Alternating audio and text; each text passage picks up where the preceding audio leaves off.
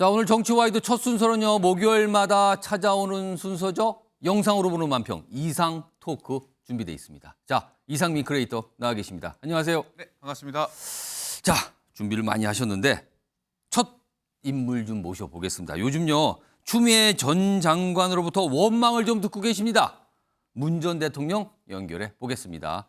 문 전 대통령님 나와 계시죠? 예, 안녕하십니까, 여러분. 문재인입니다. 요즘에 원망을 들으셨는지 표정이 조금 굳으신 것 같기도 하고요. 그렇죠. 예.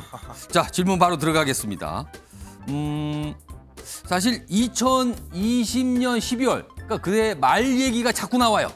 추미애 전 장관이 자꾸 꺼내고 있는데 당시 추미애 전 장관에게 정말 사퇴를 종용하셨습니까? 아닙니까? 아니 그거는 기억 나시는 분한테 물어보실 일이고요. 예. 기억이 나지 않습니다. 아, 그래요? 근데 임명권자시면 잘 알고 계시지 않을까요? 제가 종용했다, 예. 이런 얘기는 적절치 않은 것 같고, 예. 그러나 임명권자는 저 문재인 아니겠습니까? 예. 잊지 마시죠. 아, 그게 답이십니까? 하하하하. 그럼요. 다른 질문 좀. 혹시요, 재임 때 가장 후회하는 일, 내가 스피드 퀴즈로 두 가지를 드릴 텐데 바로 좀 골라주시죠. 예. 가장 후회하는 일은 첫째, 윤석열 검찰총장 임명이다. 둘째, 추미애 법무장관 임명이다. 둘 중에 어떤 겁니까? 아니 그 질문 자체를 받는 게 굉장히 후회스럽습니다. 질문이 후회스럽다고요? 그렇죠. 아니 윤석열 당시 총장은 신망받는 총장이었고 예. 우리 정부의 검찰총장이었죠. 예. 추미애 장관, 문재인 정부의 법무장관이었죠. 예. 그뿐입니다. 근데 요즘에 두 분하고 다 안 친해진 것 같은데. 책박 사장을 해보면 예. 이런저런 일도 신경 쓸 틈이 없어요. 아, 책방 사장 바쁘다. 그렇죠. 근데요, 지금 책방 관련해서 송영길 전 대표가요, 최근에 아니 지금 문 전 대통령께서는 한가하게 책방할 때 아니다. 뭐 하시는 겁니까? 이렇게 질타했거든요. 송영길 전 대표에게 어떤 말씀을 좀 하실지요? 우리 송영길 전 대표가 변호사, 예. 그리고 택시기사, 당대표, 국회의원, 시장 예. 다 해보지 않았습니까? 그런데 책방 사장은 해보지 않았잖아요. 예. 해보면 자영업의 서글픔, 그리고 일반 시민들, 장사하시는 분의 아픔을 알게 돼요. 해보시길 바랍니다. 바쁘다 이겁니까? 실제 한 가지가 않아요. 알겠습니다. 하하하하. 근데 한 가지 아니시다는데 어제는요, 이낙연 전 대표가 찾아가셨는데 막걸리를 5병이나 마셨다고 그래요. 그리고 앞서서는 조국 전 장관하고 회 안주에다가 댄잎술, 약간 독한 술 이렇게 먹고 그랬는데 반면에 앞서서는요, 이재명 대표도 찾아갔거든요. 근데 술상은커녕 그냥 알밤 하고 갔는데 이건 어떻게 된 겁니까? 하하하하. 그분들이 한잔할 수 있는 거죠. 예. 그리고 이재명 대표가 왔을 때는 예. 바쁜 때였어요. 아, 그 어제는 안 바쁘셨어요? 일을 해야 되는 동안에 술 낮술 까면 되겠습니까? 하하하하. 뭔가 그럼 안 답이 되겠죠. 좀 답이 명확하진 않으신데요. 아니, 술을 먹으면 되겠어요. 그러면은 고객 응대 어떡합니까? 어제는 왜 드셨어요? 어제 먹을 만하니까 먹었겠죠. 아, 어제는 먹을만 했다. 이재명 대표가 있었을 때 손님이 많아가지고 예. 손님 받을 때 어떻게 됩니까? 그럼 술 취해가지고 안녕하세요. 저기 누구입니까? 세근입니까? 자 봅시다. 이렇게 해야 됩니까? 예. 그건 아니죠. 어제는 괜찮았다. 하하하하. 알겠습니다. 잊지 마시죠. 말씀하시기가 곤란한 것 같아서 이만 들어가셔도 되겠습니다. 예. 자, 이번에는요. 방금 말씀드렸죠. 평산 책방 가서 알바만 하고 사진만 찍고 돌아오신 이 대표 연결 좀 해보겠습니다. 나와 계시죠? 예, 이재명입니다. 예. 앞선 얘기 계속 해보죠. 아니, 조국 전 장관도 이낙연 전 대표도 술상을 받았어요. 평산마을에 가서. 그리고 식사 대접도 받았습니다. 근데 이 대표님은 가서 책방 알바만 하고 그냥 사진만 찍고 오셨는데 혹시 문 전 대통령에게 솔직하게 좀 섭섭하신가요? 예, 사실 이렇게 보수 언론에서 예. 그렇게 분열을 획책하고 예. 우리나라를 갈라치게 하는 거는 이해는 합니다만은 섭섭하지 않습니다. 오히려 제가 과거에 우리 예. 문재인 대통령을 갖다가 경쟁자로서 예. 좀 너무한 것이 아닌가 그런 미안함은 있죠. 아, 그냥 괜찮다. 전혀 상관없다. 제가 그 정도로 옹졸해 보이나요? 아, 알겠습니다. 그건 아닙니다. 그러면은요, 평상 책방에 혹시 다시 가신다면 문 전 대통령과 어떤 술을 좀 드시고 싶으신가요? 조국 장관은 예. 대입술 드셨고 예, 댄잎술. 그리고 이낙연 총리께서는 막걸리 드시지 않았습니까? 예. 저는 화이트 와인이 어떤가 싶어요. 화이트 와인이요? 저를 보면 순수하고 예. 깨끗하고 오. 청렴의 아이콘 아닙니까? 누가 봐도 순수한 술. 화이트 딱 와인. 보이면 투명하게 예. 개방적이지 않습니까? 아, 예, 저 화이트 와인 스타일이에요. 그렇군요. 근데 평소에 제가 듣기로는 치맥을 좋아하신다고 하는데 혹시 그건 생각 없으세요? 치맥도 굉장히 좋아하죠. 어. 예, 그럼 사가실 생각은 없으세요? 사가는 것도 방법인데 좀 배달 시스템이 워낙 잘 되셔가지고 예. 공공에서 그런 걸 만들어 놓잖아요. 거기도 술이 배달될지 모르겠습니다. 예, 뭐 이쯤 하시죠. 알겠습니다. 아니 뭐 앵커님이 사주시랍니까? 예, 불편하신 것 같아갖고 제가 그냥 남의 돈 나가는 거에 대해서 왜 이렇게 관심 가지세요? 네, 알겠습니다. 그만 들어가셔도 되겠습니다. 예. 자, 마지막으로 MB 전 대통령 좀 모셔보겠습니다. 나오셨죠? 안녕하십니까. 예. 표정이 밝으신 건지 아닌지 잘 모르겠는데 질문 좀 드릴게요. 예. 오늘 정부 대통령실 인사 중에 문화특보 유인촌 전 장관, MB 전 대통령 시절에 문화부 장관을 했던 유인촌 전 장관이 문화특보로 임명이 됐거든요. 그리고 얼마 전에는요, 이 유인촌 특보가 나오는 연극까지 보러 가셨는데 파우스트, 아끼는 분 파우스트. 같아요. 파우스트 봤잖아, 파우스트. 예. 오늘 저 특보 임명되는데 심경이 좀 어떠신지요? 우리 유인촌 예. 이름 자체가 굉장히 소탈합니다. 아, 당신은 촌에 있다, 어. 마을에 있다. 아 유인촌이 그런 뜻이에요. 유인촌. 그럼 마이클 잭슨도 옛날에 노래 불렀잖아요. 아, 당신은 언론이 아니다. 예. You are not 언론. 아, 그렇군요. 알겠습니다. 질문이 뭐였지? 좋으신 것 같은데요. 인중이 그리고요. 착해요. 예.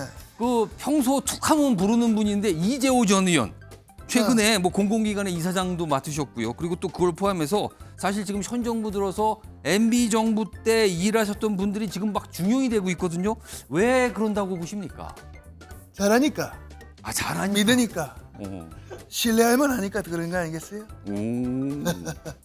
네네. 중도 실용으로 가야 된다. 이런 생각을 가지고 있는데 예. 저탄소 녹색 시대를 열어가려면은 예. 이런 투명한 예. 이렇게 유능한 이사를 써야 된다. 이런 생각을 하고 있습니다. 아 일을 잘하니까 믿으니까 당연한 그래, 거다 그래. 이런 말씀이신 것 같아요. 우리 동간이도 일 잘하고, 그렇습니까? 은혜도 일 잘하고, 어. 주호도 일 잘하고, 예. 다 우리 패밀리예요. 은혜 주호 하니까 누굴 얘기를 하는 건지 이렇게 생각하시는 분도 있을 것 같아요. 다 내 밑에 사람이들이었어. 아 평소에 그렇게 좀 부르셨습니까? 편하니까. 아, 알겠습니다. 응. 마지막 질문 좀 하나 드릴까요? 혹시 MB 전 대통령께서도 뭔가 지금 한 자리 맡으실 생각이 있으신가요? 내 대통령까지 했는데 뭐 해야 합니까? 아, 그럼 혹시 다른 분 좀 추천하실 생각도 있으신가요? 근데 MBN 사장에 공모하려고 그래요. 이름도 갑자기? MBN이잖아. MB하고 N 그게 했고 사장 공모에 예, MBN이니까 내가 한번 공모해 보려고 그래요. 우리 사장님 싫어하실 것 같은데. 싫어하면 어떡할 거야? 내가 MB인데. 알겠습니다. 자, 이만 하겠습니다. 나도 앵커 들어가셔도 할까요? 되겠습니다. 예, 내도 앵커 하고 싶어. 아, 그러세요? 들어가셔도 됩니다. 그래요. 자, 영상으로 보는 한편 이상 듣고 오늘은 여기서 마치겠습니다. 이상민 크리에이터 수고 많으셨습니다. 네, 고맙습니다.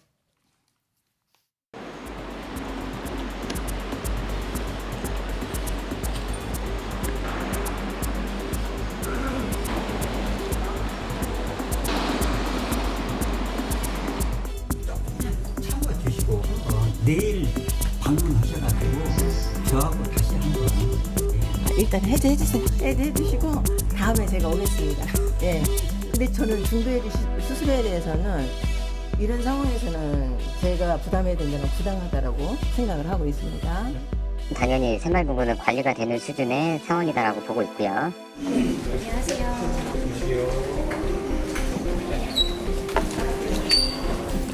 예금을 좀 하려고 하는데요.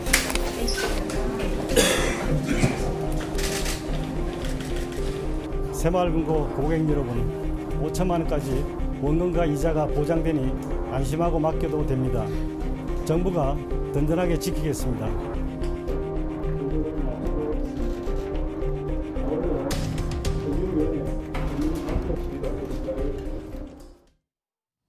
자, 뱅크런 이런 걱정이 좀 들었죠. 정부가 그런 일은 없겠다. 돈이 일시적으로 빠져나와서 위기에 빠진 일은 없도록 하겠다. 이렇게 단단히 좀 얘기를 하고 있거든요. 지켜보도록 하고요. 많은 분들이 좀 걱정하시고 계시는 건 좀 사실입니다. 자, 정치와이드 본격적으로 출발하겠습니다. 다음 이슈 키워드로 준비되어 있습니다.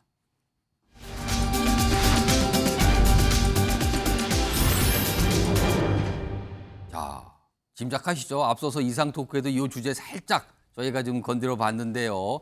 술상 대 알바. 전혀 다른 상황인데 같이 나와 있어요. 뭐가 비교가 좀 된다는 뜻 같은데요. 자, 그럼요. 어제 이낙연 전 대표가 문재인 전 대통령을 만났습니다. 그 모습부터 영상으로 전해드립니다.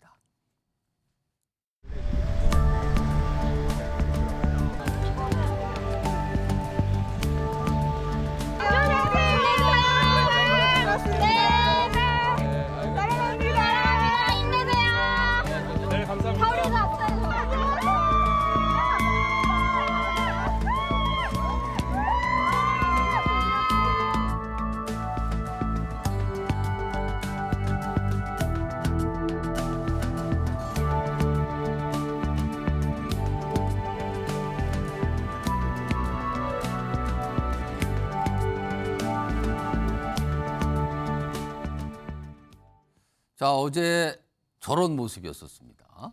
그래서 지금 여러 가지 얘기가 나고 있는데요. 일단 화면 좀 보겠습니다. 자, 지금 뭐 사실상 어떻게 보면 식사 자리죠. 술을 곁들인 술상이 있고요. 어제입니다. 평상마을에서 막걸리 5병 정도를 마셨다는 얘기가 나왔어요. 이낙연 전 대표가 식사 자리에 어제 5시 정도에 요 집으로 들어가서 7시 반쯤 끝나서 2시간 넘게 해서 나왔거든요. 그러면서 뭐 얘기가 나오다가 막걸리 5병이나 마셨어요. 이런 얘기까지 설명을 꺼내놨거든요. 이런 모습이었고요. 다음 하나 더 보겠습니다. 원래는 오찬 점심 약속이었다 그래요. 그런데 문재인 전 대통령이 먼저 점심 말고 저녁 합시다. 술 한잔 곁들이면서. 그러면서 약속이 바뀐 거예요. 그래서 일정을 바꿔서 봉하마을을 먼저 다녀왔다가 그다음에 이쪽으로 이동을 한 겁니다. 그래서 저녁을 곁들이는 술상이 이렇게 나와 있었습니다. 자, 그런데 앞서서 평산마을을 찾았던 분들이 꽤 계시거든요. 근데 그 중에는요, 어떤 분은 술상을 받고 어떤 분은 못 받았어요. 화면 보겠습니다.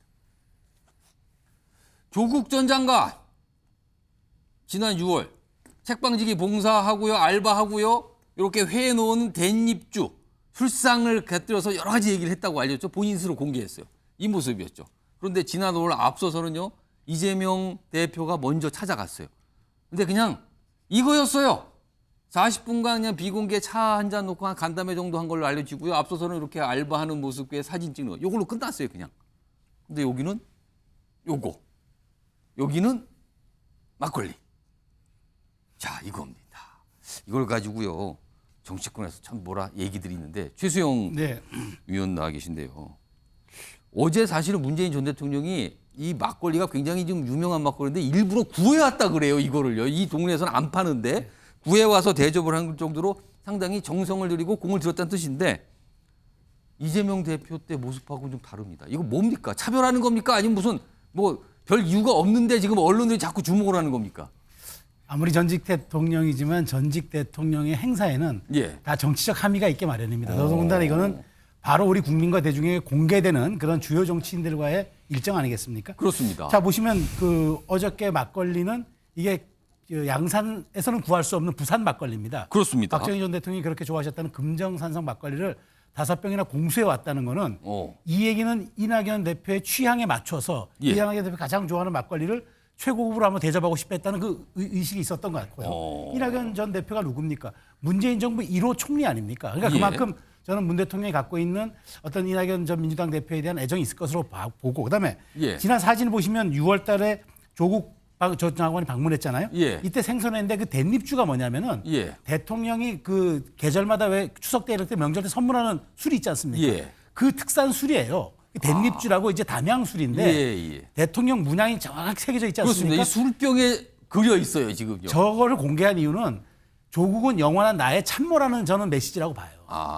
그러니까 조국 장관, 전 장관에 대한 이런저런 얘기들이 있지만 어쨌든 문재인 전 대통령도 내가 조 전 장관에 대해서는 인간적인 그 어떤 미안함을 갖고 있단 말을 재임 때도 했고 그 지금에도 조 전 장관이 지금 어쨌든 정치 재개를 하기 위해서 꿈틀꿈틀하고 있는 와중에서 당신은 영원한 내 참모라는 걸 보여주기엔 저는 퍼포먼스 예. 그 술병을 준비했다고 보고요. 이재명 대표를 만날 때 5월 달은 이재명 대표의 사법 리스크가 한참 최고조에 달았던 때였어요. 체포동의안 이제 날라오기 얼마 전 얘기였을 겁니다. 그렇다면 저는 이때는 문 대통령께서 이른바 좀 정치적 거리두기를 할 필요성을 느끼고 그래서 와서 그 반갑게 맞아주는 그 행사는 했지만 어떤 책방에서 아르바이트 이른바 열정페이 알바를 통해서 그냥 그 이재명 대표가 문재인 전 대통령에게 뭔가 헌신하는 모습들 뭐 당의 지도부들과 함께 갔습니다만은 그 정도의 모습만 보여주면서 간 것 같고 저는 이 조국 전 장관과 이낙연 전 대표에 대해서는 분명한 어떤 자기의 메시지를 드러냈다고 좀 보고요. 여기서 하나 좀 마지막으로 말씀드린다면은 지금 저는 모든 정치의 중심에 문재인 전 대통령이 있어요. 민주당. 그래서 지금 이재명 대표가 무슨 뭐 혁신위를 출범시키고 하고 있지만 결국에는 평산마을 가서 문재인 전 대통령을 만나서 어떤 메시지를 주고받느냐가 현재 민주당의 리더십과 정체성에는 가장 중요한 포인트다. 이렇다면 문재인 전 대통령의 영향력은 점점 더 전 정치적 영향력이 커져갈 것으로 생각합니다. 혹시 이재명 대표가 다시 평산마을을 방문한다면 이때는 술상 좀 대접할까요? 글쎄요, 저는 뭐 지금 여러 가지 이런 화제가 저희가 다룰 수 있는 이슈가 됐기 때문에 예. 이재명 대표가 언제쯤 문재인 전 대통령을 예방할지 시기에 따라서 그 일정이 한번 조정되지 않을까 싶습니다. 자, 뭐 술상, 뭐 알바에다 이건 어떤 눈에 보이는 어떻게 보면 형식적인 측면을 좀 다뤄봤어요. 근데 거기에도 무슨 정치적인 의미, 함의가 있는 거 아니냐? 뭐 여러 해석들이 나와서 뭘 다뤄봤고요. 다음은요. 어제 요 만찬, 술상 만찬이 끝난 뒤에 이낙연 전 대표가 요 평산마을 집에서 나오면서 기자들과 만나면서 질문받고 한 말이 있는데 바로 이거였습니다. 무슨 얘기 하셨어요? 뭐 이런 질문 당연히 나올 거 아닙니까? 그래서 이렇게 대답을 해요. 문재인 전 대통령의 당부가 있었지만 이렇게 얘기해요. 그러니까 그럼 무슨 당부를 하셨습니까? 거기에 대해서는 말하기는 어렵다 지금 내가 여기서. 공개할 수 없다. 그러나 당부가 있었다. 이겁니다. 자, 지금요. 김종욱 전 청와대 행정관, 그다음에 윤기찬 국민의힘 법률부위원장 이 당부가 뭘지 좀 써주세요. 지금 앞에 미리 좀 판례를 좀 드렸거든요. 근데 지금 보니까 두 분 고민이 많으세요. 특히 김종욱 전 행정관 굉장히 고민하시는 것 같은데요. 지금 쓰셨으면 앞에 걸어주시기 바랍니다. 두 분 모두. 자, 뭐가 두 줄씩 쓰셨는데요. 일단 윤기찬 부위원장부터. 윤기찬 부위원장 무슨 숫자를 쓰시고 뭐 X5인데요. 이거 뭐 한눈에 뭔지는 잘 모르겠어요. 일단 설명 좀 해주세요. 당부니까 아마 당과 관련된 얘기를 하셨을 것 같고요. 당과 관련된 얘기요? 오. 그러니까 나라 걱정 이런 것들은 뭐 두 분이 워낙 또 비슷한 면이 있기 때문에 예. 그런 말씀을 나눠주지는 않았을 거고 예. 당의 진로, 뭐 향후 어떻게 갈지에 대한 의견을 나눴을 그럼 저 것이다. 숫자는 뭡니까 지금 쓰신 거? 그러니까 1995년 DJ가 창당을 하잖아요. 새정치국민회의. 예. 그런 그 행보는 하지 말고 결론적으로 말씀드리면 1995년과 같은 그 창당 행보는 하지 말고 2015년도에 본인이 김상곤 혁신위를 출범시켰어요. 문재인 예. 전 대표가. 예. 그때 김상곤 혁신위를 통해서 당을 혁신하는 당명도 바꾸고 했단 예. 말이죠. 그런 스타일의 그 당을 한번 추스려라. 이런 말씀을 하셨을 것 같아요. 근데 이낙연 전 대표가 지금 공식적으로 당직을 맡거나 뭐 이런 건 없잖아요. 근데 어떤 방법이 있을까요, 그러면? 저는 개인적으로 이낙연 그 전 대표의 경우에는 당을 깨려고는 하지 않을 거예요. 왜냐하면 사법 리스크를 갖고 있는 이재명 현 당대표가 언젠가는 도태되기 때문에 본인이 이 당을 잘 추스려서 가면 되는데 문제는 뭐냐면 이재명 당대표가 당을 깰 거예요. 당을 깨는 행보를 하실 겁니다. 어쨌든 양보를 안 하고. 그렇기 때문에 당은 깨지게 되는데 예. 그 전에 이낙연 전 대표가 DJ식의 행보를 통해서 당을 창당을 하라는 이런 식의 조언이 아마 많을 겁니다. 먼저 치고 나와라. 근데 그러지 말고 2015년도에 그런 당을 보존하면서 예. 모든 걸 바꾸는 식의 이런 혁신이 운영을 한번 위해서 노력해봐라. 고민해봐라. 2015년이면 당시에 안철수 대표가 당에 나가버린 거잖아요. 그때 이제 2015년도에 문재인 당대표가 당선이 돼요. 당대표가 예, 당선이 당대표 됐는데 힘이 없죠. 보궐선거에서 지고 하니까 여러 가지 뭐 당부가 많았는데 그때는 이제 김상곤 혁신을 통해서 당명도 바꾸면서 사실상 성공하신 거죠. 그때 뭐 그런 식의 당과 관련된 진로에 대해서 당부를 하지 않았을까 그런 생각을 합니다. 당에 대해서 뭔가 어떻게 좀 했으면 좋겠다라는 당부를 한 거 아니냐 이렇게 해석을 해 주셨는데 이번에는 김종욱 전 행정관.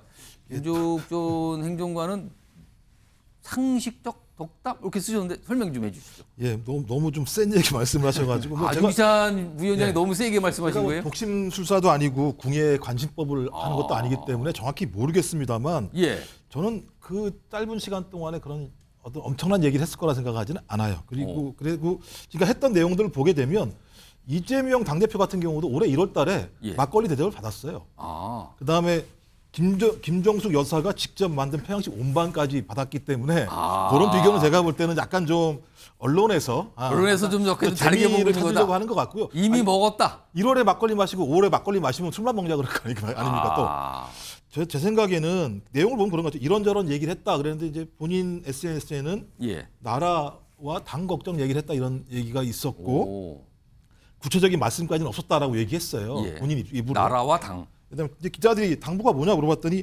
있었지만 말하기 어렵다. 예. 이렇게 했는데 안 밝혔어요. 예, 지금까지 제가 볼 때는 문재인 전 대통령이 이재명 당대표를 만나서 무슨 얘기를 했느냐. 이재명 당대표를 중심으로 민생 경제를 해결해라라는 얘기를 했었고 지금 어렵게 이른 민주주의가 절대 후퇴해서는 안 된다. 이런 얘기를 했었습니다. 저는 아마 유사한 얘기를 했을 거라고 봐요. 당의 단합을 위해서 노력을 해야 된다.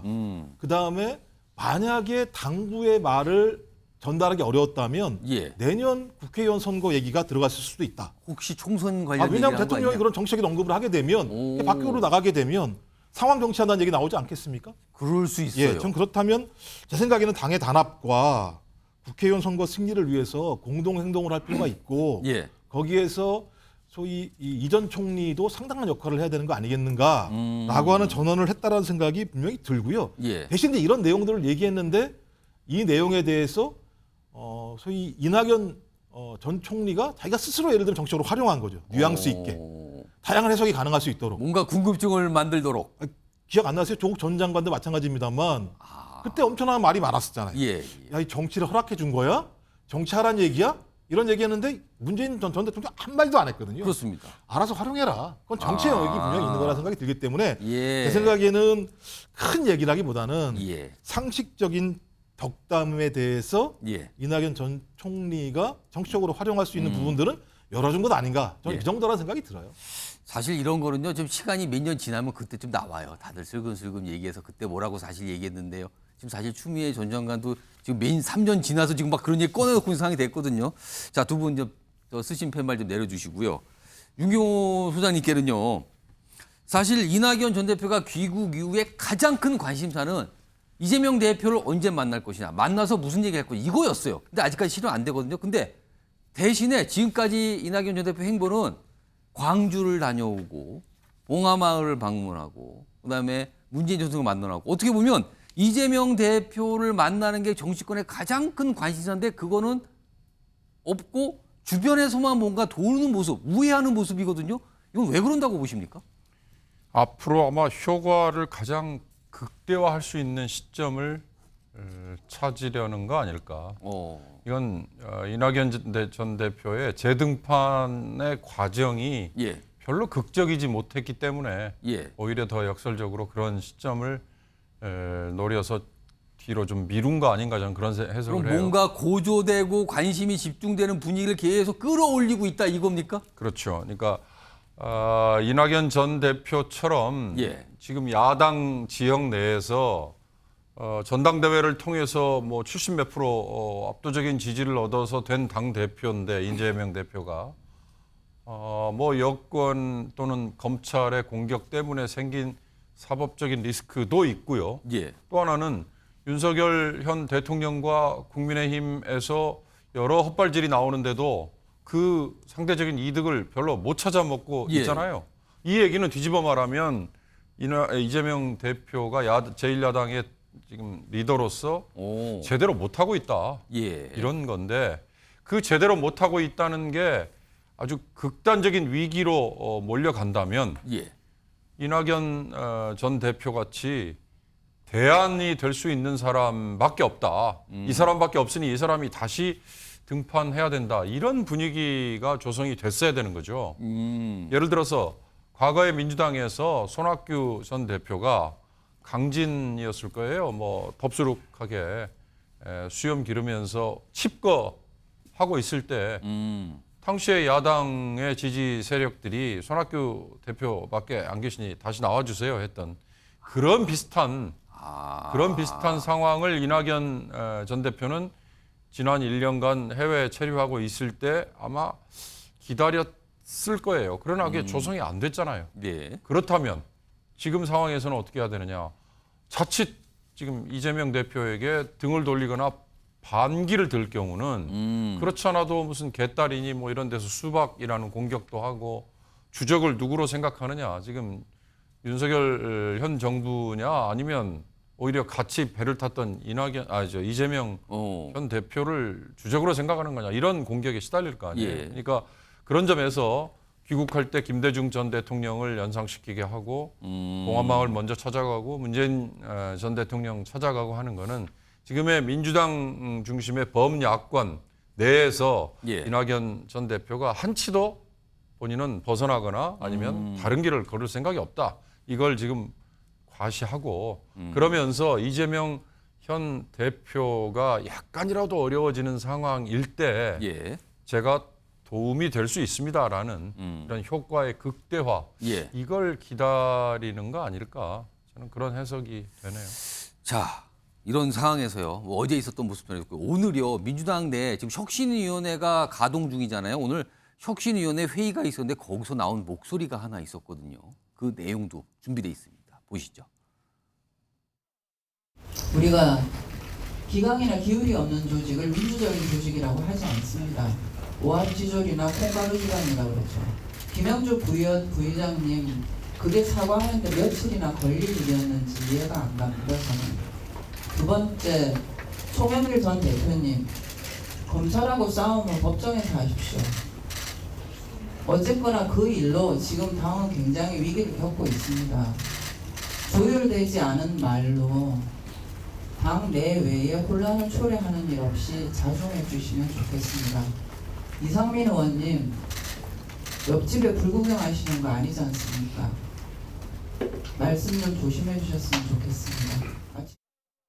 김종국 총회장과 오늘 혁신위원들이 굉장한 쓴소리를 한 거예요. 그래서 3명을 콕 집어서 이상민, 송영길, 김영주 뭐 이렇게 3명 꼭 집어서 최근에 김영주 부의장은 이 홋카이도 여행 그 계획 때문에 그게 있었고 송영길 전 대표는 지금 뭐 밖에 돌면서 탈당하지만 막 여러 가지 모습인데 그것도 지적하고 그다음에 이상민 의원은 왜 안에 자꾸 쓴소리만 하느냐 책임이 없는가 뭐 이런 얘기해서 3명을 지적했거든요. 근데요 오늘 이 모습을 들으신 정치권 인사의 상당 부분이 저에게도 질문하신 분들이 있어요.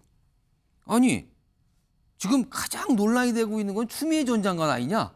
왜 당에서 추미애 전 장관 얘기는 일절 안 하는가? 이거 어떻게 보십니까? 일단 이게 지금 혁신위의 공식 입장인지 모르겠어서 왜냐하면 이제 서봉경 네, 혁신위원이 혁신위원회 말이죠. 얘기를 한 건데요. 제가 볼 땐 벌집을 건들 수는 없잖아요. 아 벌집이요? 추미애 지금 전 장관 같은 경우 제기되고 있는 내용들이 전직 대통령, 그다음에 전직 총리 겸 당대표까지 역임한 분에 대한 내용들을 얘기하고 있는 건데 예. 사실관계가 지금 아직 확인이 안 되는 내용이에요. 그러니까 추미애 전 장관이 주장하는 내용이죠. 주장이죠. 이 주장하는 내용이 당 내부에서 분열을 일으키고 있는데 예. 혁신위원회에서 그것을 문제 제기하려면 사실관계를 파악해야 돼요. 사실관계가 파악되지 않았는데 예. 정치적으로 예단해서 누군가를 공격하게 되면 예. 또 다른 논란이 있을 수밖에 없죠. 말씀하신 벌집 건드리는 셈이 되는 거죠. 말씀하신 것처럼 김영주 국회 부의장이나 예. 이상민 의원 같은 경우는 명료하지 않습니까? 김영주 국회 부의장은 어떤 문자 내용에서 일본 여행했다는 게 사실로 드러났기 때문에 이거 명징한 계획을 거예요. 짜고 있다는 게 확 나왔어요. 명징한 거고 이상민 민주당 의원은 제가 거의 해당 행위죠. 유쾌한 결별, 분당을 얘기하는 건데 어떻게 당인으로서 예. 분당을 갖다가 공식적으로 얘기할 수 있겠습니까? 저런 건 제가 볼 때는 윤리심판원 같은 데 제기해가지고 당연히 당적 규율에 따라서 처리를 할 수 있는 내용이죠. 예. 근데 저부터 송영길 전 민주당 대표는 좀 이해는 안 되는 측면이 있어요. 왜냐하면 변희재 씨하고 요즘에 뭐 그러니까 탈당을 같이. 했기 때문에 예. 혁신위원회에서 제기할 만한 위치에 있지 않은 상황인데 그러니까 저는 오히려 송영길 전 당대표를 얘기했다면 같이 그냥 걸어서 추미애 전 어떤 장관 같은 경우도 문제 제기했어야 되는데 예. 제가 볼 때 하지 않은 이유와 관련해서는 아직까지 사실 확인이 정확히 안 돼 있고 저희 돈봉투 문제 같은 경우는 예. 이미 기본적으로 혁신위원회가 출발하게 된 배경 자체가 예. 돈봉투 사건에 대한 의혹 때문에 시작됐기 때문에 예. 저 부분을 안 건질 수는 없었을 거라는 생각이 들어요. 근데 제 생각엔 혁신위가 이렇게 하나하나 걸기 시작하면 오히려 또 당 내부에 분란이 될 수밖에 없습니다. 혁신위의 위상과 자기 역할에 맞게 제가 볼 때 언발이 오는 시장이 조금 찔끔찔끔할 게 아니고요. 쭉 모아서 세게 얘기를 해야 돼요. 그래야 혁신의 의미가 있는 거거든요.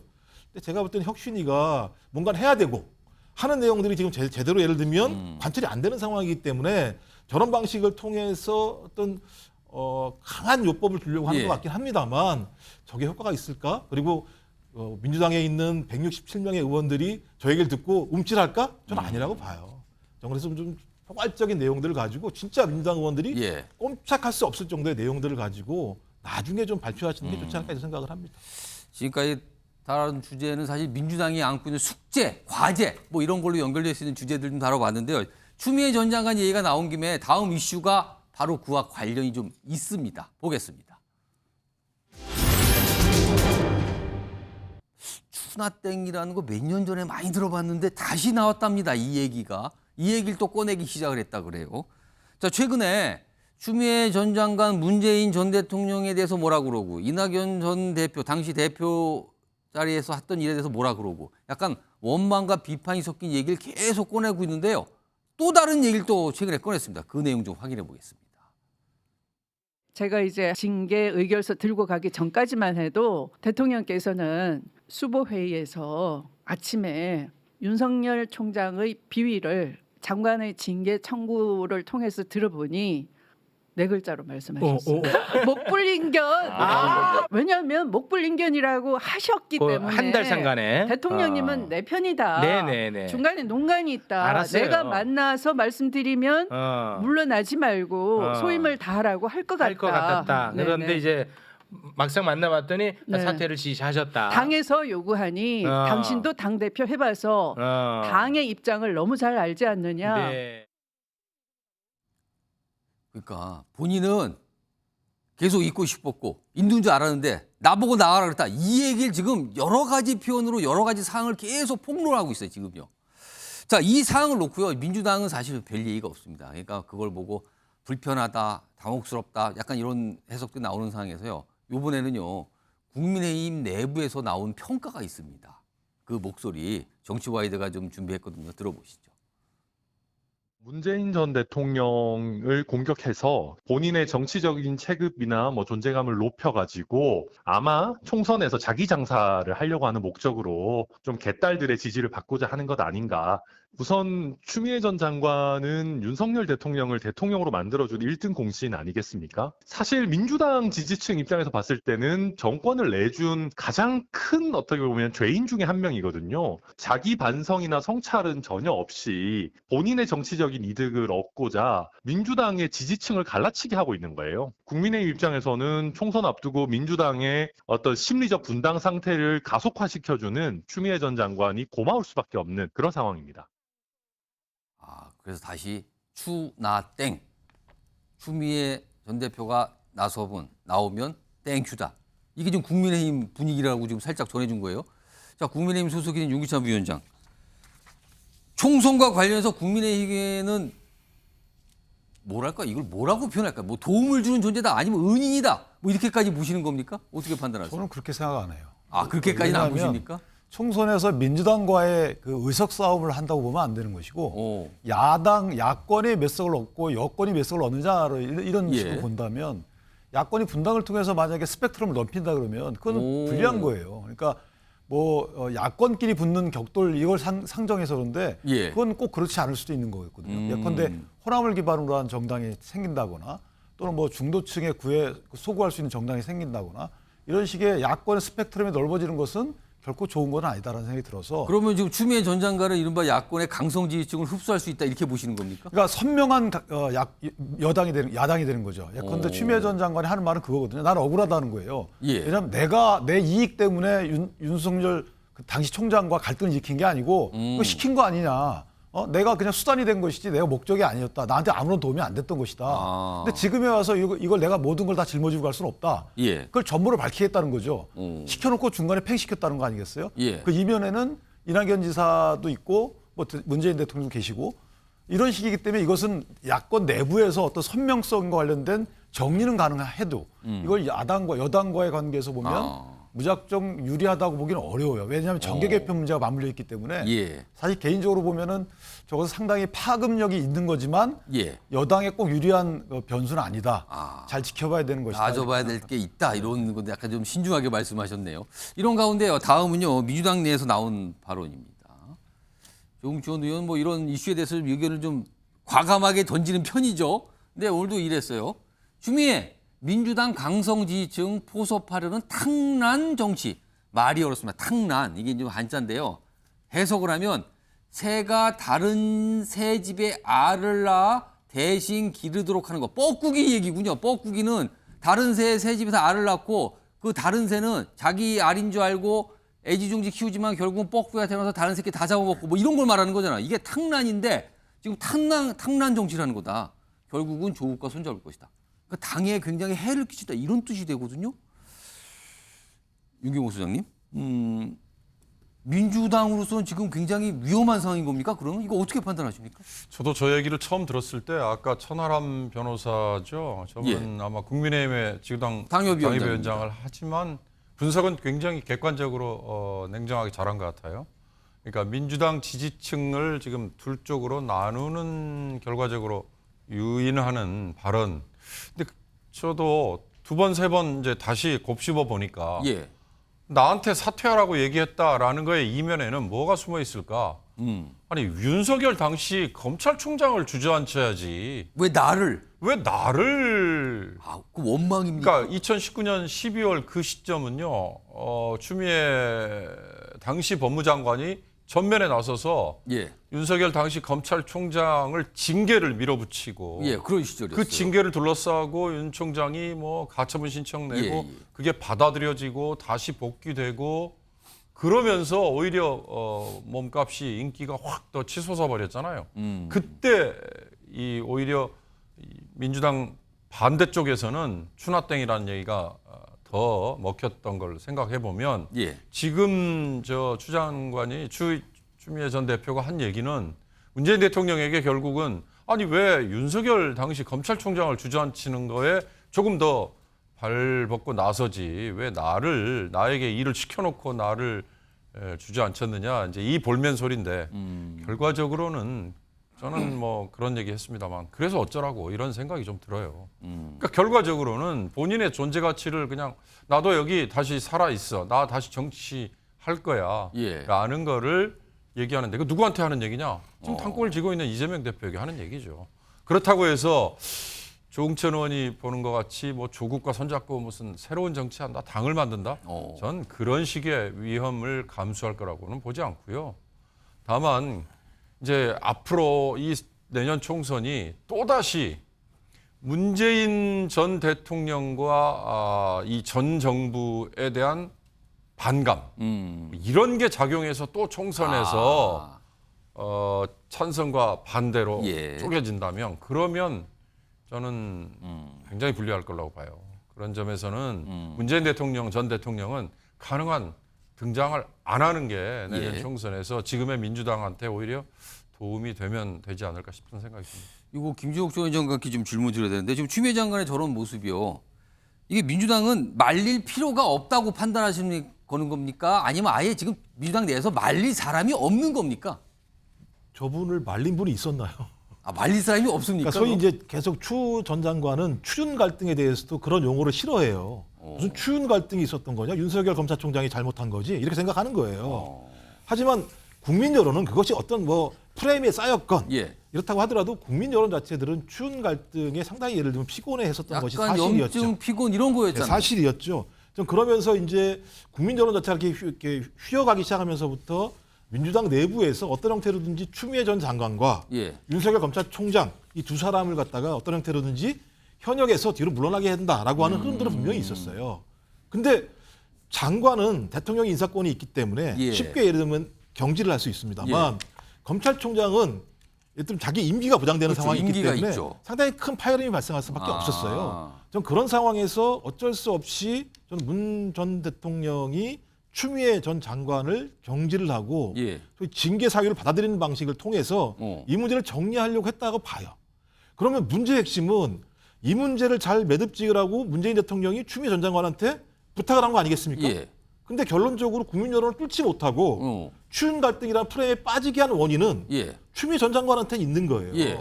그러면 본인이 잘못한 부분에 대해서 지금에 와서 예. 본인의 잘못이 없다라고 말씀하시는 거는 모순된 측면이 분명히 있는 거죠. 그래서 제가 볼 때 이렇게 말씀하시는 건 본인이 정치적 재기를 위한 과거 잘못된 프레임을 갖다 깨려고 하시는 것 같은데 좀 그렇게 깨지지 않는다 이 부분들은. 그러면 지금 이렇게 하는 추미애 전 장관의 모습은 누가 말려도 소용이 없다 이겁니까 그럼? 다 아시잖아요. 지금까지 말려가지고 추미애 전 장관이 말을 들은 적이 별로 없으셨어요. 제가 알기로. 소용이 없다 말려봐야. 네, 그렇죠. 그리고 제가 볼 때는 추 전 장관이 외부에 나갈 생각이라면 이렇게 싸우진 않았을 거라고 봐요. 그리고 과거에 매우 추운 정치를 해보셨어요. 삼보일비 하시면서 반성하시면서 다 들어온 과정이 분명히 있기 때문에 내부에서 정치적 공간을 확보하려고 하는 거예요. 제가 볼 땐 이낙연 전 총리도 마찬가지고 추미애 전 장관도 마찬가지고 어떤 형태로든지 지난 정권 교체 과정에서 잘못이 분명히 있는 거잖아요. 이런 잘못들을 극복하면서 자기 정치적 공간을 확보하기 위한 싸움을 하는 건데 그렇다고 하더라도 추미애 전 장관처럼 전직 대통령, 전직 대표까지를 문제 제기하면서 자신의 공간을 확보하는 것에 대해서 민주당 지지층과 중도층이 수용할 수 있을 것인가? 저는 또 다른 예를 들면 추윤 갈등 프레임에 갇힐 수도 있다는 생각이 들기 때문에 방향을 바꾸셔라. 저는 이렇게 말씀을 드리고 싶습니다. 방향을 바꾸시라고 지금 당부 조언을 했는데 들을지 모르겠습니다. 뭐 이게 계속 가고 있어요. 자꾸 계속 여러 유튜브 매체 등등등을 막 다니면서 저런 얘기를 계속 하고 있거든요. 지금요. 자, 이런 가운데요. 추미애 전 장관 과거에 아들 무슨 휴가 논란 한바탕 좀 얘기가 있었던 적이 있었는데 당시에 뭐 수습이 좀 됐거든요. 근데 이게 다시 좀 나오는데 이런 상황입니다. 2017년에 좀 불거졌잖아요. 이게 휴가 문제인데 휴가 미복귀 의혹. 당시에 검찰에서 무혐의 결론. 당시 이제 문재인 정부 시절이잖아요. 근데 이게 지난해 11월에 검찰에서 재기 수사 명령. 그러니까 뭔가 다시 보겠다는 거잖아요. 그리고 지난 4월에 조사를 걸었대요. 관련자들 다시. 그럼 수사가 다시 재개됐다는 거잖아요. 이게 이 상황인데요. 당시에 이와 관련해서요. 법무부 장관 시절이잖아요. 당시에 국회에서 추미애 전 장관과 당시에 야당 의원들이 뭔가 설전벌이게 좀 있었거든요. 그 모습 다시 한번 불러오겠습니다. 보시죠. 고발이 된 것이 1월 달인데 그죠? 네, 그렇습니다. 동부지검으로 고발이 됐습니다. 그죠? 네네. 동부지검장 가신 지 한 석 달도 채 안 된 것 같아요. 차관으로 바로 발령이 나셨습니다. 석 달은 넘었습니다. 석 달 넘었습니까? 네네. 1월 달에 가셔서 4월 달에 차관이 네네, 되셨죠? 맞습니다. 네. 아들 수사 건하고 관련이 있는 거 아닙니까? 차관으로 발령 난 게? 소설을 쓰시는. 지금 인권국장이 잠깐 소설을 쓰고 있네. 우리 소설가입니까 국회의원들이? 질문도 질문 같은 질문을 하세요. 당시에도 대단했어요. 대단했고 대단히 그때 논란과 화제가 됐었던 저 장면에 다시 한번 좀 불러서 확인해 봤습니다. 최수용 전 의원님, 당시에 추미애 전 장관은 소설 쓰시네 그랬거든요. 근데 지금 수사가 다시 지금 재개되고 있잖아요. 이게 소설로 안 끝날 수 있는 겁니까? 이거 어떻게 보십니까? 소설이 아니라 지금 다큐멘터리가 되고 있는 건 아닌가 싶은데 사실 저 때 지금 차관으로 발령됐던 분이 이제 김관정 그때 이제 그 동부지검장 이제 그때 얘기를 하는 것 같은데 그때 이제 청탁금지법 위반하고 직권남용 혐의가 이제 그 적용이 돼서 조사를 했는데 당시 동부지검이 이제 아시는 바와 같이 2020년에 이제 무혐의 결정을 내렸거든요. 무혐의. 그런데 이제 무혐의 결정 내렸는데 그 사실 그때 다시 그 조남관 대검 차장이 있었음에도 불구하고 그게 이제 그렇게 무혐의 결론이 났는데 지난해 11월에 중앙지검이 다시 이게 뭔가 들여다보니까 좀 이상하니까 수사 다시 하라고 이제 재기 수사 명령을 내리죠. 그래서 올 4월에 당시 이제 추미애 장관의 보좌관하고 통화를 했다는 대위 김모 대위 장교 지원 장교입니다. 이분을 지금 조사를 하게 된 겁니다. 이분을 조사해가지고 만일 당시 보좌관과의 통화에서 어떤 일이 있었냐를 또 다시 확인하고 이 사건 다음에는 그러면 이제 다시 대대장으로 다시 또 소환할 수 있는 대상이 또 좀 진행되겠죠. 그렇게 해서 이게 진행된다 그러면은 저는 근데 많은 분들이 얘기할 거예요. 근데 왜 하필 이 타이밍이냐? 추미애 전 장관이 지금 그렇지 않아도 민주당 내분에 불을 지피는 이 상황에 지금 사실 맞춰가지고 이게 뭔가 수사가 진행되고 거예요. 있죠. 근데 저는 사실 이거는 4월의 일이니까 조금 이게 추미애 장관 전 장관의 이야기와 연동시키는 조금 무리가 있지만 추미애 장관이 지금 등판한 거는 저는 정치적으로 정확히 재고 있다가 나왔던 것 같아요. 이낙연 대표의 귀국 시기에 맞춰서 저는 이걸 말씀을 드러냈다고 봐요. 그래서 지금 이렇게 되면 이낙연 대표가 이 추미애 전 장관의 공격을 받고 운신하기가 대단히 지금 어려워지는 상황에 와 있고 여기에 문재인 전 대통령 책임론까지 불거지고 있기 때문에 저는 이 정치적으로는 추미애 전 장관의 이 문제가 민주당으로 더 큰 내부 확산이 되고 이재명 대표의 체제에 오히려 힘을 실어주는 면도 되겠지만 이 사건이 어떻게 진행되느냐에 따라서 만약 청탁금지법 위반 혹은 직권남용 여지가 적용된다면 혐의가 지금 무혐의로 났지만 재수사 통해서 나타난다면 추미애 전 장관도 법무장관으로서는 엄청난 또 말하자면 리더십의 굉장한 타격이 아니겠습니까? 되겠죠. 본인 할 말이 없게 되는 거죠. 그래서 이게 지금 정치적 사법적으로 이 문제가 좀 양면성을 띠고 있다라는 점을 말씀드리고 싶습니다. 뭔가 확실한 거는 아니지만 뭔가들이 다 이렇게 맞물려 있는 것 같기도 하고 서로들 뭔가 의식을 하는 것 같기도 하고 뭐 그런 느낌 드는데 김재욱 전 행정관. 저는 이 문제는 되게 중요한데요. 2020년 검찰과 2023년 검찰은 다른 겁니까? 재수사를 하게 되면 검찰 스스로 부끄러워야 되는 거잖아요. 그렇지 않습니까? 그때는 무혐의 처리했잖아요. 뭐 다른 데서 했습니까? 그러니까 제가 볼 때는 이건 보복수사, 정치수사가 가능하다고 저희가 판단할 수밖에 없는 측면이 분명히 있어요. 그러니까 설명을 해야 돼요. 왜 재수사를 하는지 명확한 그런 예를 들면 정확한 증거도 없이 수사를 다시 하게 되면 의혹을 살 수밖에 없는 측면이 분명히 있는데 검찰이 반복적으로 이래요. 제가 볼 때 이런 일들이 되게 많아요. 그래서 오히려 그 박인환 전 대법관 같은 경우가 대검 간부들 검찰총장 앞에 앉혀놓고 그런 얘기 했었잖아요. 1차 수사를 절제하지 않게 되면 과거 중앙정보부 같은 일이 벌어질 거다. 폐지될 수 있다라는 얘기를 한 거고 수사권 기사권 분리한다고 바로 면전에서 얘기를 했어요. 그러니까 저는 재수사할 수 있습니다. 그러면 왜 재수사하는지에 대해서 검찰이 명확한 증거를 제시해야 돼요. 증거가 아니면 이거 보복인 거죠. 달리 이유 설명할 방법이 별로 없잖아요. 알겠습니다. 유기찬 부위원장께서도 발언기 요청하셨거든요. 저는 이제 일반적인 설명인데요. 저게 그냥 본인들이 그냥 재수사한 게 아니고 이게 이제 항고 재항고라는 제도가 있습니다. 검찰의 처분에 대해서 무혐의 처분에 대해서 문제가 있다 싶으면 항고하는 거. 이건 이제 고발인이 하는 겁니다. 문제 제기를 하시는 분이 누가 있다. 그렇죠. 이게 이제 사실 국민의힘에서 고발했던 사건이에요. 그러다 보니까 국민의힘이 이거 무혐의 처분 문제 있다라고 해서 항고를 했어요. 그랬더니 고검에서 항고에 대해 기각을 했어요.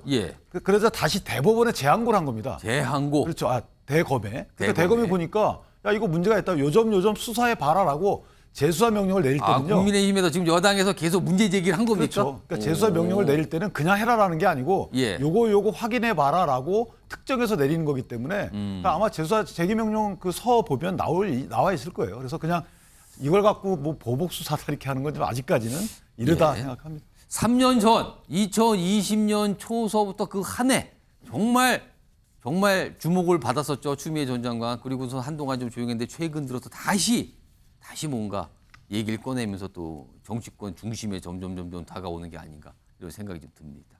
자, 다음 이슈는 여권과 관련이 된 내용이 준비되어 있습니다. 키워드 보시죠. 방송 시작할 때 했던 이상 토크에서 잠시 MB맨 얘기도 있었거든요. 전성시대라는 표현까지 붙어 있네요. 화면 좀 보겠습니다.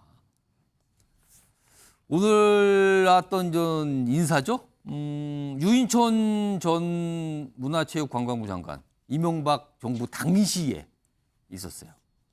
그리고 뭐 여러 가지 활동이 있는데 지금 대통령 문화체육특별보좌관, 문화특보에 임명이 됐어요. 근데 장관급이에요, 여기는 자리가.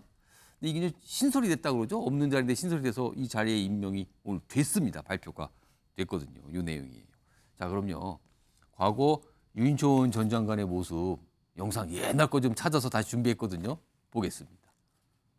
경제 위기, 금융 위기 해서 국민들 마음이 많이 무겁잖아요. 문화예술로서 오히려 기회를 만들자. 그래서 문화예술을 통해서 국민들의 이 무거운 마음을 좀 위로도 해드리고. 도록 하겠습니다. 감사 중단을 선포합니다. 사진 찍지 마. 찍지 마. 화장실 기다리시고. 성질이나 꼬치가 정말. 찍지 마세요. 두 가지 모습은 약간 좀 상반돼서 당시에 굉장히 논란됐던 장면이었어요. 자, 윤기찬 부위원장. 지금 이 문화특보라는 자리를 신설해서 임명을 했거든요. 그만큼 지금 윤석열 대통령이 신뢰한다는 뜻일까요? 이거 어떻게 좀 보십니까? 오늘 임명된 거. 장관도 했었고요. 문화특보라는 게 이전에 이명박 정부 때도 있었어요. 그때 아마 한번 하셨을 거예요. 저분이. 근데 제 생각으로다가는 박보균 장관에 대한 역할을 좀 장관 역할 잘해라. 문화부 장관으로 계신 분의 역할을 제 생각 그런 것 같아요. 왜냐하면 지금 일단 장미란 차관을 임명해서 예. 체육관광 분야는 이제 어느 정도 역할을 맡긴 것 같고, 예. 그다음에 문화예술 분야, 뭐 종교 이런 분야는 사실은 그 좀 이분을 통해서 뭔가 보완하겠다. 저는 개인적으로 문체부 장관이 맡는 역할이 큰데 예. 현 장관이 그 어떤 임무 수행 과정에서 대통령 마음에 안 들었던 게 아닌가라는 생각을 들어서요.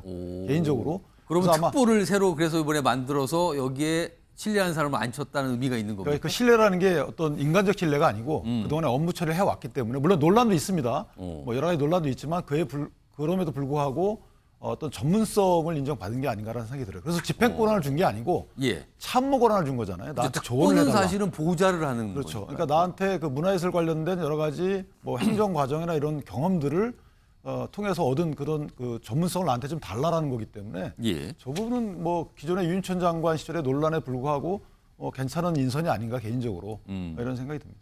윤경호 소장님께서는 어떻게 평가하세요? 문화예술인이 장관 같은 자리에 간 거 우리 익숙하죠. 말씀하신 것처럼 유인천 본인이 이명박 정부 때 문화부 장관 했죠. 그 이전에 노무현 대통령 때는 이창동, 김명건 두 분 있잖아요. 세계적으로는 드골 행정부 1950년대입니다.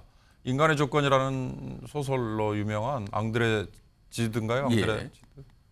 그 분이 사실은 최초예요. 예, 그래서 이제 직접 문화예술인들이 이렇게 행정 일선에 등장함으로써 뭔가 아픈 것을 또는 필요한 것을 직접 해결해내는 또 뭔가 빨리 뭐 이런 건데 저는 자료화면에 나왔습니다만 유인천 전 장관은 공인으로서 문화예술인으로서야 업적이 대단한 거 맞아요. 그러나 공직자로서는 아까 그 국회에서의 약간 거친 발언이었어요. 육두문자를 섞어가면서 본인의 감정을 전혀 억제하지 못하는 저 모습 하나로 저는 아무리 저분이 괜찮은 업적을 남겼다 하더라도 세인의 뇌리에는 저게 더 강하게 아마 낙인 돼 있었을 거예요. 그러나 이번의 경우에 왜 뭐 선임이 됐는가 이건 뭐 윤기찬 변호사께서 잘 설명하셨으니까 저는 거기에 많은 부분 동의합니다. 지금 박보균 현 장관이 언론인 출신이라 제가 뭐 말씀드리기 상당히 조심스럽지만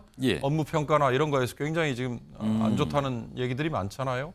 그걸 뭐 보완한다? 그 좋은 측면이에요. 그러나 이번 인사에 꼭 하나 짚고 싶은 건 지금 대통령실 직제라는 건 사실 예측 가능해야 되고 미리 예고돼 있어야 되고 법으로 정해져 있어야 됩니다.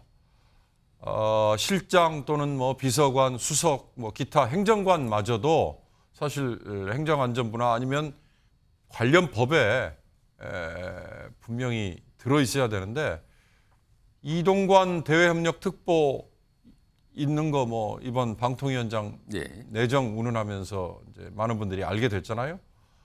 문화체육특보도 느닷없이 지금 나오면 앞으로 또 어느 자리에 어떤 특보가 언제 튀어나올지 이렇게 인사를 함부로 마음대로 자리를 늘리고 해도 되나요? 더군다나 장관급 자리라면서요. 예, 그러면 저 장관급. 특보라는 자리는 뭐 결정권이 당연히 없죠. 대통령의 참모니까. 비서관이나 보좌관이나 특보나 무슨 차이가 있습니까?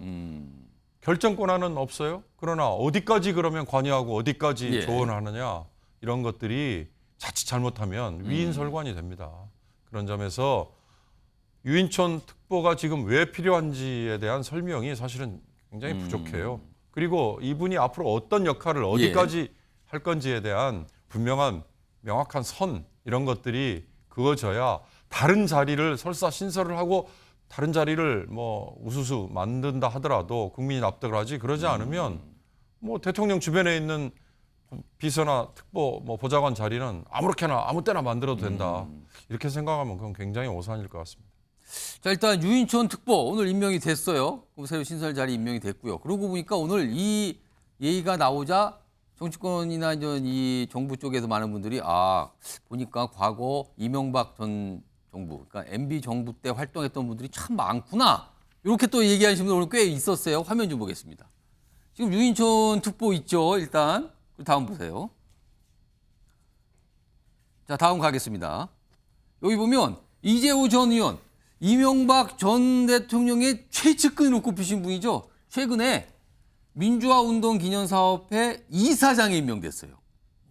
이런 모습도 있었고요. 그리고 다음 보겠습니다. 여기 보면 뭐 이미 활동하시는 뭐 김은혜 홍보수석, MB정부 때 청와대 대변인, 이조 지금 교육부 장관, MB정부 때 과학기술부, 교육과학기술부 장관, 그다음에 이동관 대해협력특보, 지금 방통위원장 뭐 내정 이런 얘기가 강하게 나오잖아요. 그러니까 지금 많은 분들이 떠오른다는 거죠. 자, 그러자 이와 관련해서 그렇다면은 윤석열 대통령은 이명박 전 정부 때 활동했던 분들을 선호한다, 중용한다, 약간 이런 얘기가 나오는 거거든요. 자, 그래서요 벌써 한참 지났군요. 2019년 당시에 국회에서 당시 윤석열 대통령이 당시에 어떤 모습이 있었어요. 그 내용 좀 확인해 보겠습니다. 이명박 박근혜 정부 때와 문재인 정부를 비교하면 어느 정부가 그나마 중립적입니까? 중립을 보장하고 있습니까? 이명박 정부 때 뭐 대통령 측근과 이런 분들을 구속을 할 때 뭐 별 관여가 없었던 것으로 상당히 쿨하게 처리했던 기억이 나고요. 자, 예, 박근혜 좋습니다. 정부 때는 뭐 다 아시는 네. 거고. 저런 얘기가 그러니까 기억이 나네요. 자, 최수영 네. 전 의원님. 그러니까 윤석열 대통령이 MB정부 시절 인사들 좀 중용하고 있다 이런 얘기 나오는 건데 왜 그런 걸까요? MB정부 시절에 기억이 좋아서 그런 걸까요? 왜 그런 거라고 왜 그런다고 보십니까? 뭐 자료 화면을 저걸 이제 뽑은 만큼 예. 저 사실 저 청문회 때 저 때 굉장히 화제가 됐던 장면이었거든요. 저도 보는데 근데 저는 사실 이런 생각이 들어요. 그러니까 이게 꼭 뭐 그때 인물을 선호해서 그렇게 하는 것보다는 지금 사실 정부의 어떤 그 말하자면은 국정철학 키워드가 좀 비슷한 점이 있어요. 오. MB 정부가 규제 철폐, 중도 실용을 사실상 그때 그 정부의 키워드였잖아요. 근데 그 윤석열 정부는 시장 경제, 자유와 공정 이걸 또 내세우고 있어요. 그러니까 약간 성격과 이런 것이 비슷해요. 그러니까 그때 이명박 전 정부 때 출병을 할 때 이런 얘기했어요. 규제 전봇대를 뽑겠다, 뭐 이런 얘기도 했었고 예. 윤석열 대통령도 규제 완화만이 이제 우리가 경제 성장을 할 수 있는 여러 가지가 있어서 그걸 찾아내는데 주력해라. 물론 이제 윤석열 대통령은 카르텔 혁파라는 게 하나가 더 이제 들어갑니다만은. 그러니까 저는 제가 보기에 국정 철학의 키워드가 비슷하다 보니까 그때 이제 했었던 사람들을 중용하게 되는 어떤 그런 계기도 되겠지만 저는 윤석열 대통령이 벌써 집권 2년 차 아니겠습니까? 예. 내년이면 이제 총선이 이제 사실은 중간평가 성격으로 8개월, 9개월 있으면 이제 진행될 텐데, 그러니까 저는 이렇게 참모들의 특정한 그 MB 시절에 있던 분들을 갖다 쓰는 건 좋은데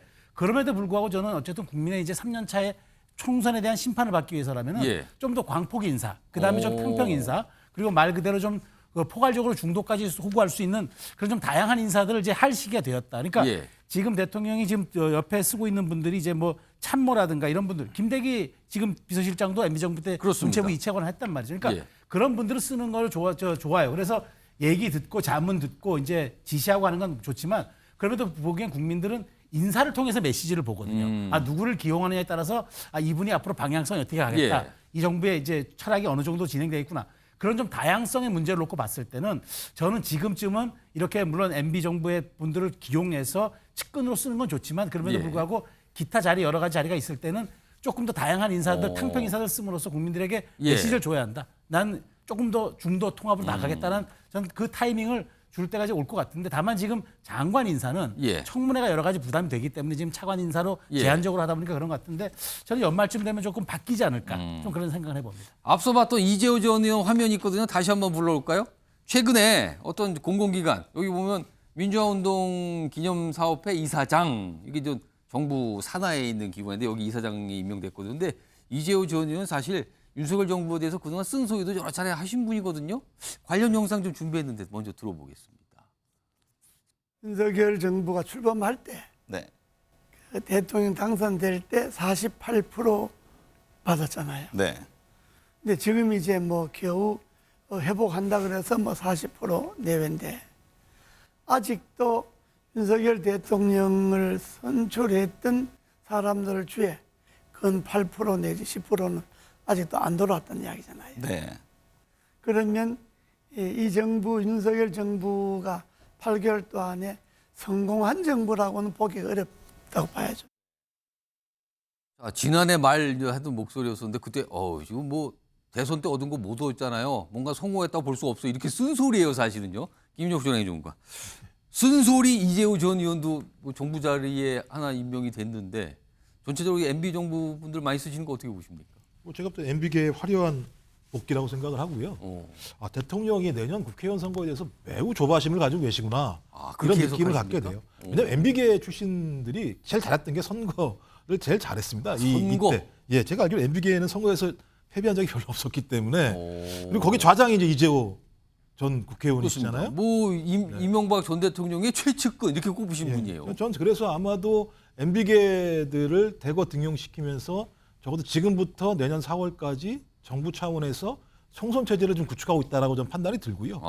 한 축이 일단 친정 체제로서 대통령실에 있었던 핵심 참모들을 차관 체제로 집어넣어서 이 간대가 대부분 다 이런 선거 관련된 데가 되게 많습니다. 국토, 그다음에 해양, 과기정통 뭐 이런 부분이 다 있기 때문에 이런 하나의 상황을 통해서 친정 체제를 만드는 거 하나랑 지금 아직 확정은 안 됐습니다만 이동관 지금 방통위원장 내정이 될지 안 될지 모르겠습니다만 그다음에 유인촌 문화특보, 그러니까 방송, 언론, 문화계에 대해서 나름대로 장악을 하려고 하는 것 같고요. 근데 제가 왜 조바심이라고 말씀을 드리냐면 이동관 만약에 방통위원장으로 내정을 한다면 2017년, 18년에 국정원 불법 사찰 사건의 수사가 검찰에서 진행이 됐습니다. 이때 서울지검장이 지금 윤석열 대통령입니다.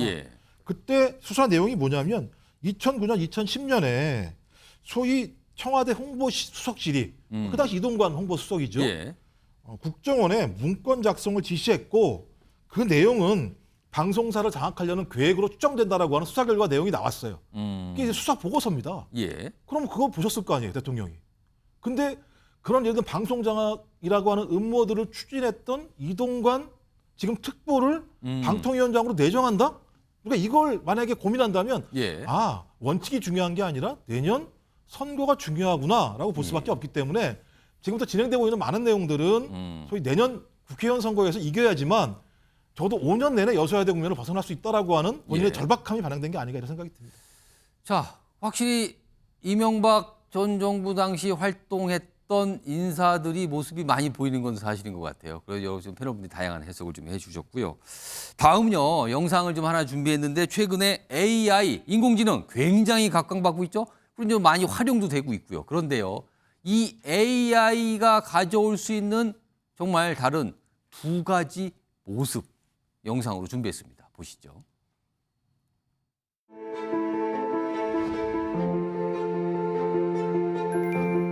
엄마, 민철이야. 보고 싶었어요, 엄마. 민철아. 너무 보고 싶었어요. 민철아, 보고 싶었어.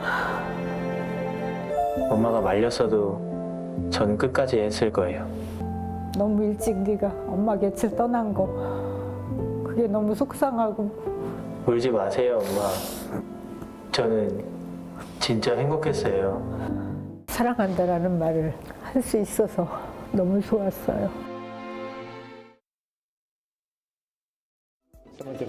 Ça m'intéresse pas.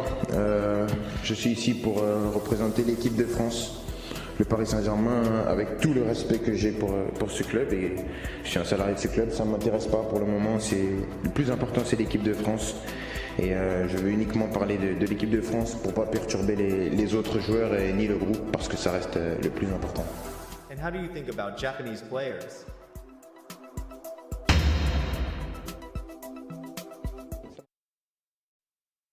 자, 지금 두 가지 영상이 연속해 나오는데요. 두 가지 영상의 공통점은요, AI를 활용했다는 거예요. 근데요, 앞에서 봤던 영상은요, 공군 조성자였던 아들이 한참 전에 고인이 됐습니다.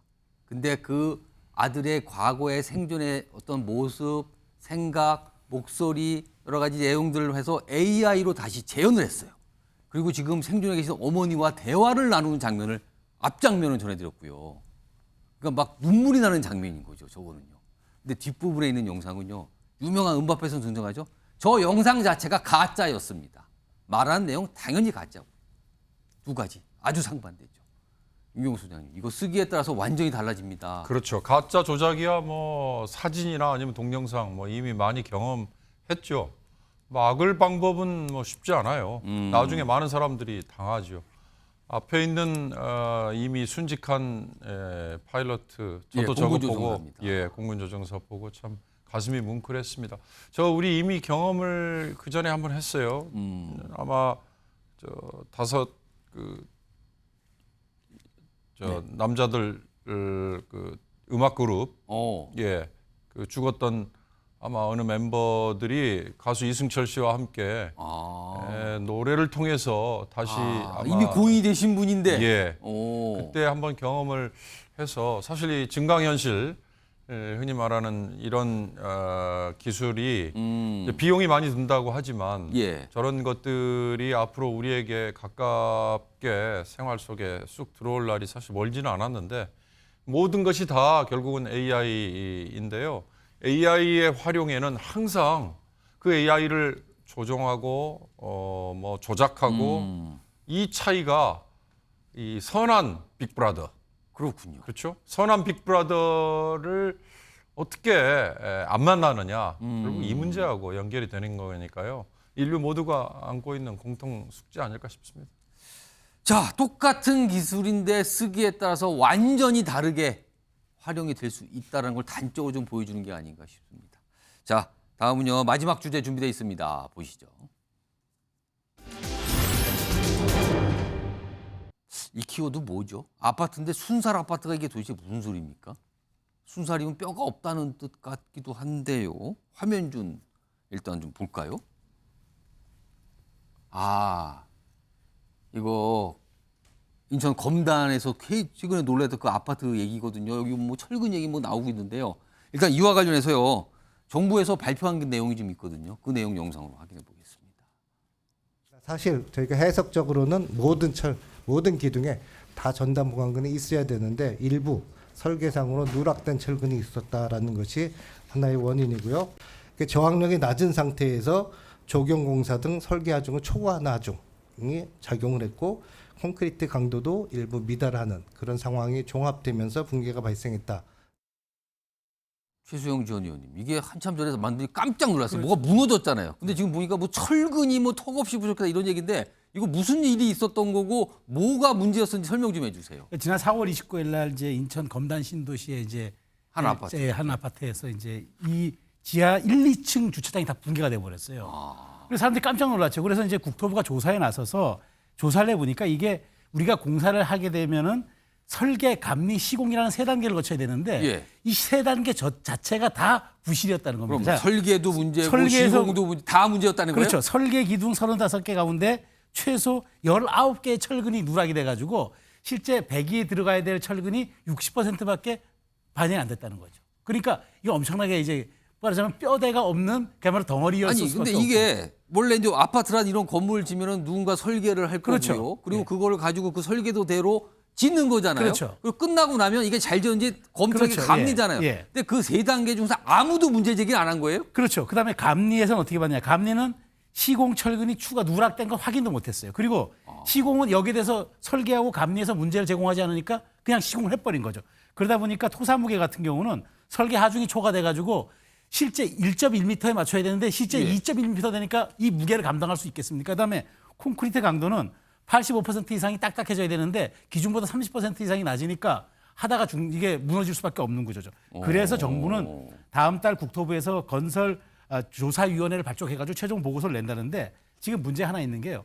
이게 지금 그 한 아파트가 지을 예산이 아마 1,600억 정도 소요된다는데 이게 지금 전부 허물고 새로 짓게 했단 말이죠. 그 아파트를 지금 전체를 짓는 걸 다 다시 부시고 다시 짓는다는 거예요? 겁니다. 그러다 보니까 여기에 철거 비용, 재시공 비용 들어가죠. 그다음에 입주 지체 비용 또 줘야죠. 그러다 보니까 지금 원자재값 상승했죠. 인건비 올랐죠. 그래서 지금 이렇게 재시공하다 보면은 1조가 넘을 거라는 겁니다. 그러니까 이게 지금 입주에 늦어서 하는 비용도 비용이지만 이 고통받는 또 이게 참 입주 지체로 늦어지는 분들도 굉장히 당혹스러울 것 같아요. 지금 여기 화면 좀 다시 볼까요? 일단 철근이 뭐가 빠졌대 있어야 돼. 그래서 아까 키워드가 철근이 빠져서 순살이다.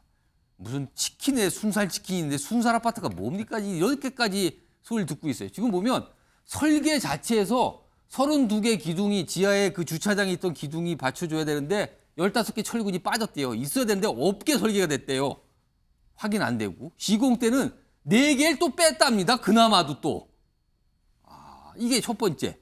두 번째는요. 일단 여기 콘크리트가 들어가는데 콘크리트도 강도가 문제가 있었대요. 이것도 부실이에요. 그러다가요 위에 이 주차장 위에 뭐 공원처럼 조성했는데 토사 무게가 또 초과했답니다. 또 다 갖췄습니다. 사고가 안 날래야 안 날 수가 없는 상황이 됐다는 겁니다. 지금 윤기찬 부위원장 지금 이걸 다시 부시고 다시 지는 비용도 지만 지금 이거 입주하시는 분들 기다리고 있었다가 이게 스케줄이 막말로 스케줄이 다 꼬이는 거 아닙니까 이거 이분들이 법적으로 문제 제기하면 이거 어떻게 되는 겁니까? 보상을 해주겠다는 건데요. 그러니까 법률적으로만 보면 저건 이제 이행지체라 그래요. 그러니까 사전 분양이잖아요. 예. 원래 우리가 집을 사고 팔 때는 있는 집을 사고 파는데 예. 저건 지어서 그렇죠. 건네주겠다는 거거든요. 미리 도움 받고 짓는 거예요. 그렇죠. 그러니까 사실은 이제 매매 계약인데 매매 계약을 그 제때에 그 집을 못 건네준 거기 때문에 저걸 분양 계약을 해지할 수도 있고요. 해지 안 하고 지어질 때까지 기다리다가 지원 보상금까지 받을 수도 있어요. 근데 이런 분들이 대개요. 본인이 어떤 살던 집을 팔거나 돈을 좀 미리 마련하거나 이제 들어갈 준비를 하고 있었을 거 아닙니까? 그러니까 그게 이제 이분들 입장에서 그걸 손해배상 못 받아요. 예컨대 내가 뭐 신혼집으로 쓰려고 했다거나 예. 또는 이 제때 이걸 못 받게 되면 또 어떤 손해가 발생한다는 개인적인 사정이 다 있을 거 아니에요. 다들 있을 거 아니에요. 근데 그 개인적인 사정은 사실은 손해배상 대상이 아니에요. 저희가 특별한 손해라 그래서 그거는 예견 가능해야 돼요. 상대방이. 예. 예컨대 시행사가 LH인데 LH 입장에서 보면 그분은 그런 개인적인 사정이 있었지. 따라서 내가 이거 제때 못 지어주면 개인적인 이런 손해가 발생할 거야라고 알고 있었어야 돼요. 근데 그런 손해를 알고 있지는 않죠. 통상 보통 예견되는 것은 이전 못하게 되면 뭐 예컨대 뭐 집 임차비 상당 이 정도거든요. 그럼 여기서 말하는 입주 지연에 따른 보상은 뭘 말하는 겁니까? 그럼 분양계약서에 보통 있어요. 분양계약서에 보면 저희가 이행 지체금이라고 해서 어느 정도 지체할 때마다 얼마씩 준다라는 그 산정 기준이 있어요. 그 기준에 따른 보상만 받을 수 있어요. 그런데 아마 지금 그 관련 그 시공사에서 하는 얘기는 뭐냐면 시공사가 입주민한테 보상은 안 해줘요. 원래 시행사가 해줘야 되는 거고 시공사는 시행사한테 해야 되는 거거든요. 그러니까 이 법적인 주체는 그렇게 다릅니다만은 어쨌든 시공사가 모든 걸 다 배상해준다고 했기 때문에 조금 더 감안되지 않을까. 그러니까 이 분양계약서에 있는 손해 플러스 알파가 되지 않을까라는 생각을 합니다. 예, 윤경호 수장님 근데 지금 이게 설계, 시공, 감리 다 문제잖아요. 그럼 이게 책임이 어떻게 되는 겁니까 그러면은? 그런 점 때문에 다 부시고 전면 재시공하겠다라는 건데요. 제가 보기엔 이건 인천의 검단 아파트만에 그칠 문제가 아닐 수 있다. 왜냐? 지금 이 주체가 시공한 주체가 GS건설이라는 건설업계 지금 두 번째, 세 번째 큰 기업이죠. 그다음에 자이라는 브랜드가 얼마나 소비자들의 많은 선호를 받아요. 그런데 인천 검단 아파트 말고 지금 전국에 아마 제가 듣기로는 7군데 정도의 그렇죠. 이 건설사가 시공한 데가 지금 많이 시공하고 있단 있는 말이에요. 대단히 이 공사 현장이 있다고 들었어요. 거기에 입주하려고 하는 분들의 불안감을 어떻게 불식시킬 것이냐. 이 검단 아파트는 전면 부시고 재시공하겠다는 걸로 불안감을 불식시켰죠.